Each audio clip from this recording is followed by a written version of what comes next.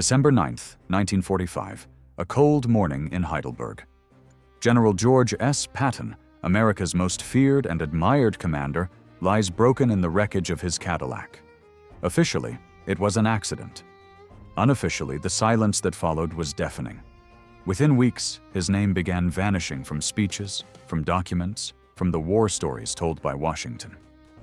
Patton's legend was too inconvenient, too honest, too dangerous to survive. These are the myths the Pentagon tried to erase. Fact 1. The myth of the mad general. For decades, history books described George S. Patton as a reckless egomaniac, a brilliant but unstable warrior obsessed with glory. The image was convenient. It explained away his clashes with superiors, his controversial remarks, and his early death as the natural end of a man too wild for peace.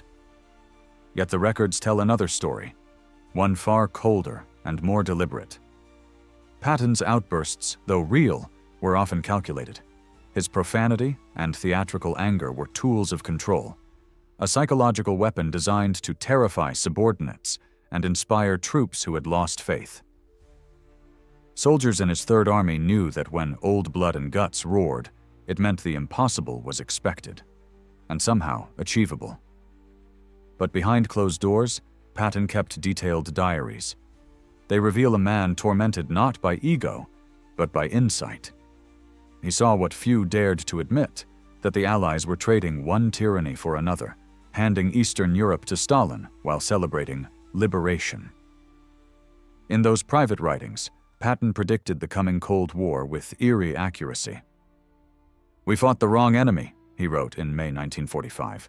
"The Russians will dominate Europe within years." Such words were poison to post-war politics. His superiors in Washington, Eisenhower, Marshall, and the emerging intelligence establishment needed heroes who spoke of unity, not betrayal. Patton's refusal to play along made him a liability. When he publicly criticized the policy of denazification, arguing that many German officers were needed to rebuild Europe's defenses, the press erupted in outrage. Washington moved quickly to silence him. Orders were issued limiting his authority. His speeches were vetted. And then, 1 month before his scheduled return home, the accident near Mannheim ended his career forever. Was it simply fate on an icy road, or the quiet removal of a man who refused to obey history's script? The Army's own investigation vanished into classified archives for years. But even without conspiracy, one fact remains undeniable. Patton's legend was not destroyed by his enemies in Germany. It was buried by his own government because he refused to stop telling the truth. Fact 2. The myth of Patton's accident. On December 9th, 1945, General George S. Patton's Cadillac collided with a U.S. Army truck near Mannheim, Germany. The impact left the passengers barely shaken, except Patton.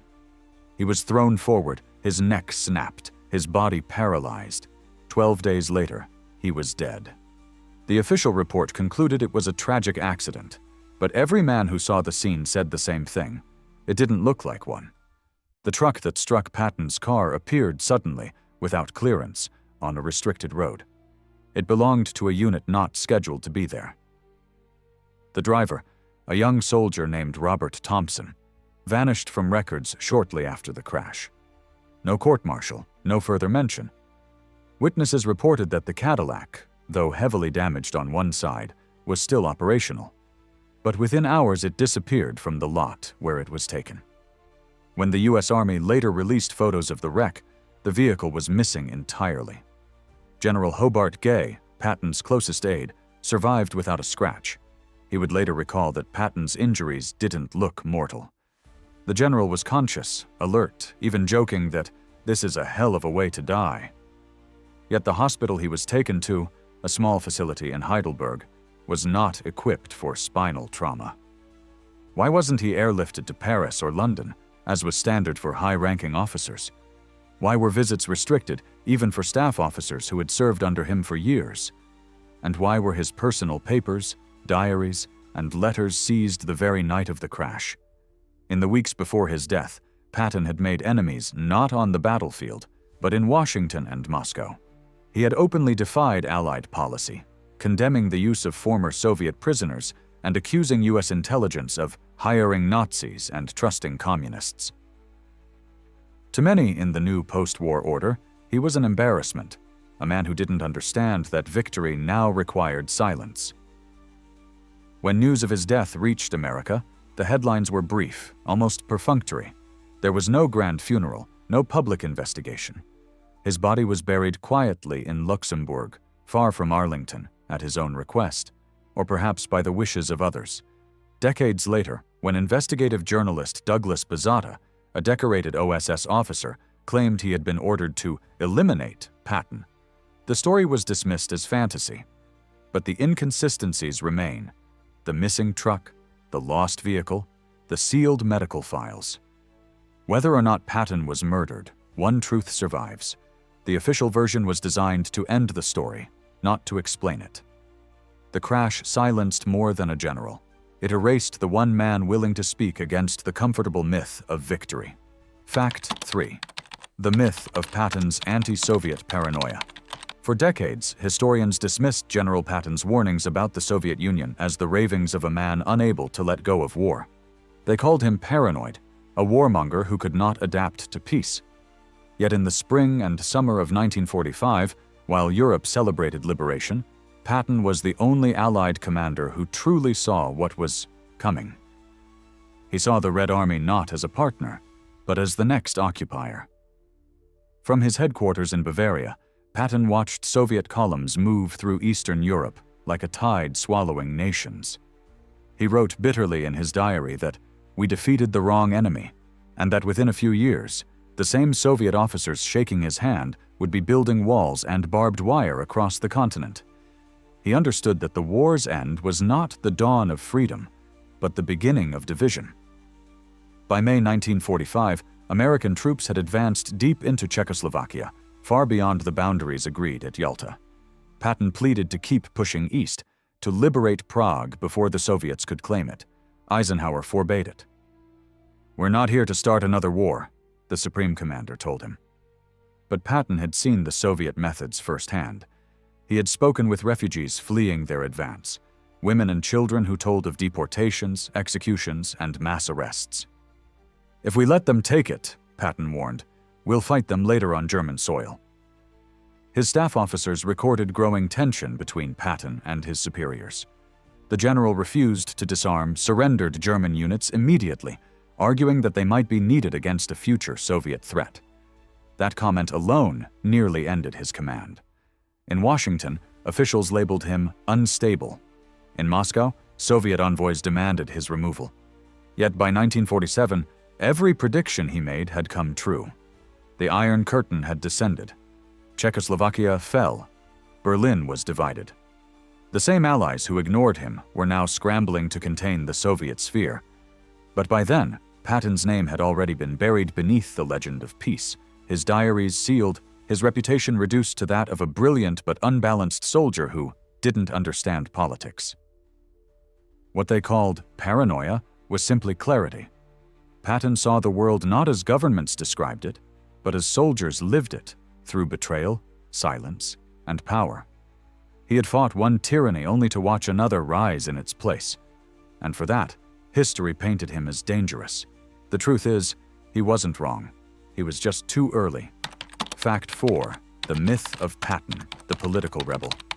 After Germany's surrender, General Patton was accused of something worse than brutality or arrogance: disobedience.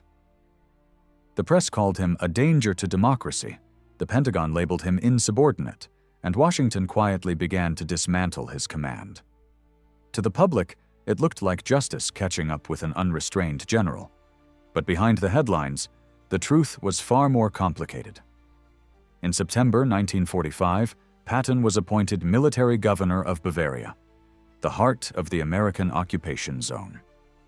His mission was to purge Nazi influence and rebuild German institutions. But when orders came from Washington to remove every German official who had ever been a member of the Nazi Party, Patton balked. He knew that such a purge would paralyze the region. "You can't run a country without Germans," he said bluntly. "The best engineers, administrators, and teachers, they were all forced into the party. If we fire them all, we'll have chaos. The press turned his pragmatism into scandal. Leaked remarks, some genuine, others exaggerated, portrayed him as defending Nazis. Headlines screamed, "Patton sympathizes with the enemy." In reality, his concern was strategic. He believed that denazification had turned into political vengeance, destroying the very people needed to rebuild a stable Europe. Behind closed doors, Patton's views went further. He accused Allied authorities of hypocrisy, condemning small-town officials while granting immunity to Nazi scientists and intelligence officers recruited by American agencies. He once told a colleague, "We're punishing the wrong people, the small ones, while the big ones are getting contracts." He was referring to Operation Paperclip, the covert effort to bring Nazi experts to America. It was a truth no one wanted him to say aloud. His superiors, including Eisenhower, were furious. Patton's press conferences were abruptly cancelled. He was ordered to submit all public statements for prior approval. Then, within weeks, he was relieved of command and reassigned to a ceremonial post, effectively exiled from decision-making. To the American people, the official line was simple. Patton had gone too far, broken discipline, and lost control. But inside the Pentagon, memoranda reveal a colder logic. He was too visible, too outspoken, and too unmanageable in a fragile post-war alliance that depended on the illusion of unity. The man who had driven tanks through Europe now found himself surrounded by silence and suspicion. He wasn't dismissed for loving war. He was punished for refusing to lie about peace. His downfall wasn't the price of arrogance. It was the cost of honesty. Fact 5. The myth of Patton's American heroism. In the public imagination, George S. Patton was the perfect American warrior, the fearless tank commander who thundered across Europe, liberating towns, crushing the enemy, and delivering victory. His image, sculpted in marble and propaganda, was that of an unstoppable patriot who embodied the will of the United States. But behind that polished legend was a man who had begun to question what his country truly stood for, and whether he still belonged to it. By the autumn of 1945, Patton no longer trusted the nation he had served all his life. He had witnessed deals struck behind closed doors, German prisoners handed over to Soviet executioners, and Allied officials turning a blind eye to atrocities committed in the name of peace. "We promised freedom," he wrote in his diary, "and delivered it only where it suited us." His letters to his wife, Beatrice, reveal something more intimate. A man isolated within his own army. He complained that politicians were rewriting the war before the blood dried, that generals were becoming courtiers, and that the truth was being replaced by ceremony. "We are being told what to remember," he wrote bitterly, "and what to forget." Patton's faith in America had always been rooted in its courage, its ability to face hard truths. Now he saw a different kind of courage being rewarded: obedience, diplomacy, silence. He called the post-war order a paper victory, a triumph that looked clean only because its cost had been hidden. When he spoke openly about Soviet crimes in Eastern Europe, he received not support, but reprimand. When he warned that the US was fattening Stalin for another war, he was told to keep quiet. For the first time, the man who had once shouted commands to thousands found himself without a voice. By November 1945, his speeches were censored, his reports altered, his staff reassigned. The general who had liberated half of Europe was now seen as a liability in the new political climate, a soldier who couldn't adapt to a world built on compromise. That December, as he prepared to return to America, Patton confided to an aide, "I'll probably be silenced one way or another, but I'll tell the truth before I go." Days later, his car crashed near Mannheim. He never made it home. The myth says Patton died a hero. The truth is, he died a dissident, an American who realized too late that victory had been rewritten into something he could no longer recognize. Fact 6. The myth of Patton's discipline without doubt. The world remembers General Patton as the embodiment of iron discipline, a man who demanded obedience, punished weakness, and ruled through fear. His soldiers called him old blood and guts, half in awe, half in dread. He seemed to embody everything the army worshipped: control, order, certainty. Yet beneath that polished armor of authority was a man racked by doubt, haunted by guilt, and guided by something closer to faith than regulation. Patton's sense of command was deeply personal, almost spiritual. He believed that war was not chaos but destiny, and that he had been chosen to play his part. Every morning he prayed aloud, not for victory, but for clarity. "Lord, let me do my duty," he wrote, "and grant that I may never falter." To his men, these prayers were invisible. To those who knew him closely, they were the only moments when he allowed himself to feel human. The famous slapping incidents, where Patton struck soldiers suffering from battle fatigue, turned him overnight from hero to villain in the eyes of the press. Yet few understood how deeply those moments shattered him. In letters to his wife, he confessed he had acted out of fear that compassion would unravel the only thing holding his army together. "I saw my own weakness in their eyes," he wrote, "and I hated it." Afterward, when the scandal reached Washington, he offered no defense. He accepted the reprimand, knowing that his career might be finished. But privately, he told his chaplain, "If I ever lose control of myself again, I'll ask God to take my command away." It wasn't the statement of a tyrant, it was the admission of a man trapped by his own legend. By 1944, the myth of Patton's infallibility had already grown larger than the man. Soldiers carried his image like a charm. Commanders invoked his name to enforce morale. But Patton himself was beginning to fracture. He wrote that war had become a machine that eats its own children, and that victory no longer felt like redemption, only exhaustion. Those who served close to him noticed small changes: longer silences at dinner, fewer outbursts, the way he stared at maps without speaking. Beneath the medals and the booming voice, he was beginning to see himself not as the master of war, but as its prisoner. Discipline had made him a legend, but doubt made him human. And in the quiet of his final months, George S. Patton understood that both would be buried together. Fact 7. The myth of Patton's love of war. Generations have remembered George S. Patton as a man who loved war, a soldier intoxicated by battle, who glorified violence and sought combat for its own sake. Hollywood, history books, even his own speeches have frozen that image in time. The general in polished boots, shouting that America loves a winner. But the truth is darker and lonelier. Patton didn't love war. He feared peace. To him, war was not adventure but purpose, the only world where his faith, training, and instincts made sense. The battlefield was his church, his stage, and his language. When the fighting stopped, he no longer knew who he was. In one of his final diary entries, he wrote, "Peace is dull and dishonest. Men pretend to be civilized, but their hearts are still in the trenches." It wasn't admiration for violence. It was a confession of dependence. He once told a chaplain that killing never thrilled him, but victory did. "War isn't about hate," he said. "It's about order. In war, things make sense." That single sentence reveals the paradox of his life. He needed chaos to feel control. In the days after Germany's surrender, Patton visited the ruins of towns his army had bombed. He walked through burned churches and empty schools, often in silence.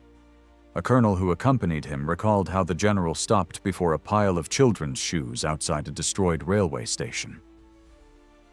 "We did this," he said softly, "and we'll answer for it." Then he turned away and refused to speak for hours.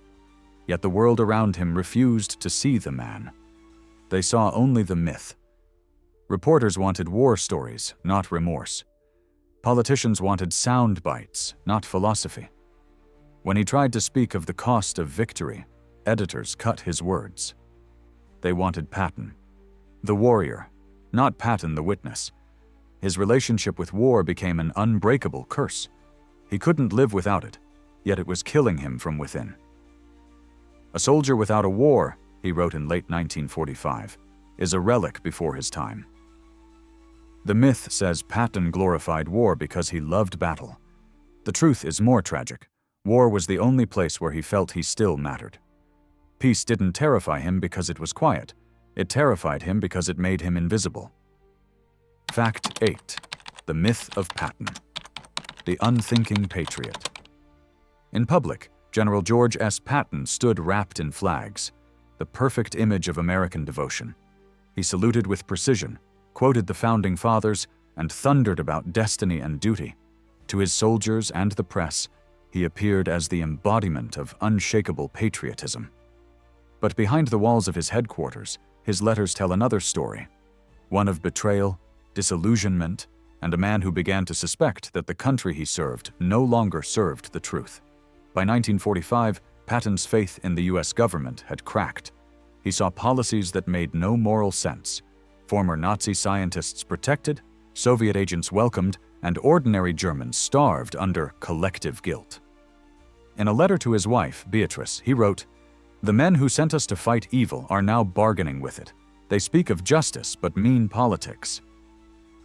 Those lines were never meant for publication. They were the thoughts of a patriot who suddenly saw the machinery behind his own flag. During the occupation, he clashed constantly with Allied administrators who turned Reconstruction into bureaucracy. He hated paperwork, hated hypocrisy even more.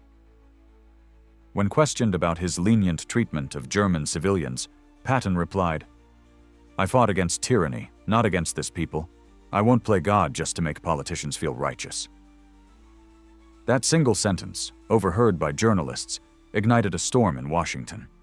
To the public, it sounded like sympathy for the enemy. To Patton, it was simply justice. As weeks passed, his words became more dangerous.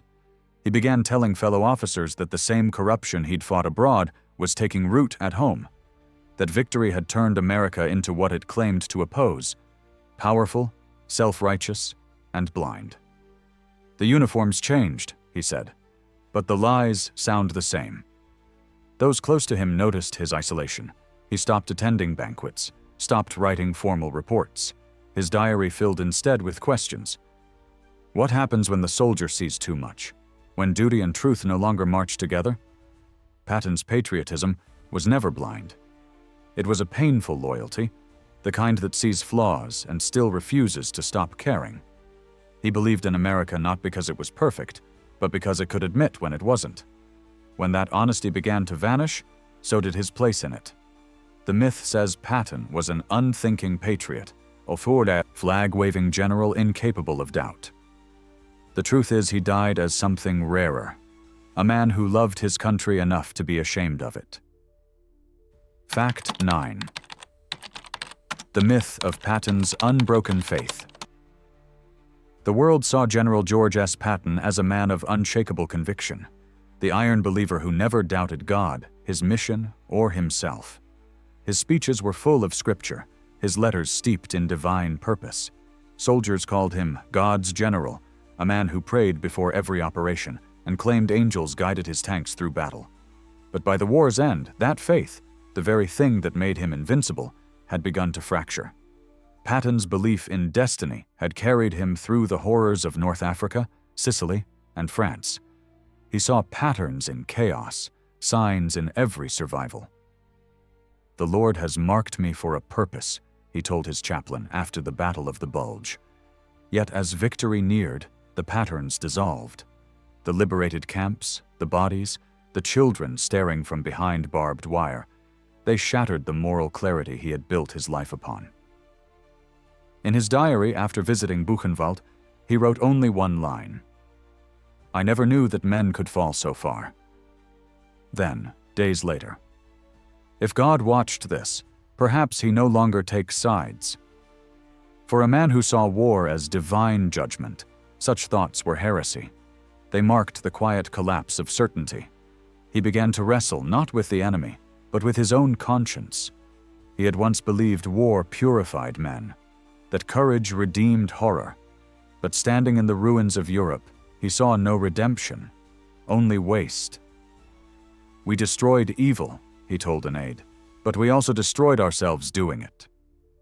Those close to him noticed the change. The man who once barked orders now lingered in silence. His morning prayers grew shorter. His temper, once volcanic, became strange and subdued. At night, he walked the halls of his quarters alone, dictating to himself in a low voice, as if arguing with someone unseen. When his chaplain asked if he still believed victory had been God's will, Patton paused before answering. "I used to," he said. "Now I think God leaves men to finish what they start, for better or worse." The myth says Patton's faith was unbroken. The truth is it broke precisely because it was real. He had believed too deeply, fought too hard, and seen too much. By 1945, his God no longer lived in the sky above the battlefield. He lived only in the silence after it. Fact 10. The myth of Patton's glorious end. The legend of General George S. Patton ends the way Hollywood likes it. The warrior dying tragically but heroically, a soldier's death after victory, preserved in bronze and memory. He went out as he lived, the papers said, a man of action. But the real ending was nothing like that. It wasn't glorious, it was quiet, sterile, and unbearably lonely. The death of a man who realized that the world he fought for no longer needed him. In the small military hospital in Heidelberg, Patton lay motionless, his spine broken, his body useless from the neck down. The nurses said he never once complained of pain. What haunted him wasn't the injury, it was the silence. No visitors from Washington, no telegrams from the president, no sign that the nation he had led to victory remembered its most feared general. His aide, General Hobart Gay, read the newspapers aloud at his bedside. Patton's name appeared only in passing, a few lines about his accident. The rest of the pages were about reconstruction, diplomacy, and the new heroes of peace. The world was moving on, and Patton could feel it. "I'm being demobilized," he said with a thin smile. "Body first, then history." In those final days, he dictated notes for a book he would never finish, War as I Knew It. His words were bitter, elegiac. "All glory is fleeting," he wrote, "and truth is the first casualty of victory." He spoke little of medals or triumphs, but often of the men buried across Europe. The ones he said were the only ones who truly understood. When death finally came on December 21st, 1945, there was no parade, no thunder of guns, just the hum of hospital lights and the whisper of nurses who didn't dare speak loudly in his room. His funeral was brief, attended by few. He was buried not in Arlington, but in Luxembourg, among his soldiers, by his own wish.